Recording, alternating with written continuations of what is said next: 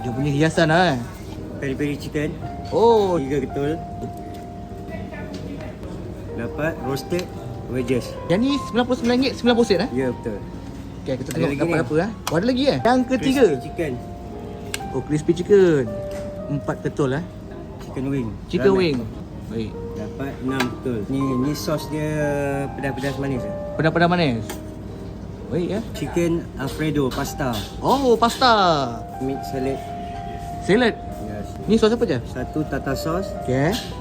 Satu lagi hot sauce. Dia punya hiasan lah eh. Kita ada ni. Oh, promosi sempena kemerdekaan eh. Berapa ringgit semua ni?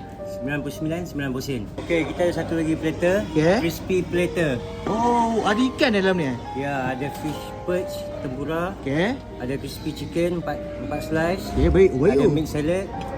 Ada fry 150 gram. Oh.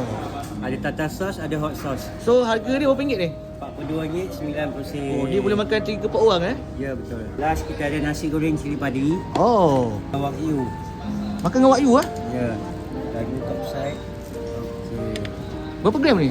130 gram. Tu kita serve dengan kita punya rosemary cream sauce. Dia rasa cream, dia ada masam sikit. Oh, ada masak. Tapi dia tak muak makannya lagi.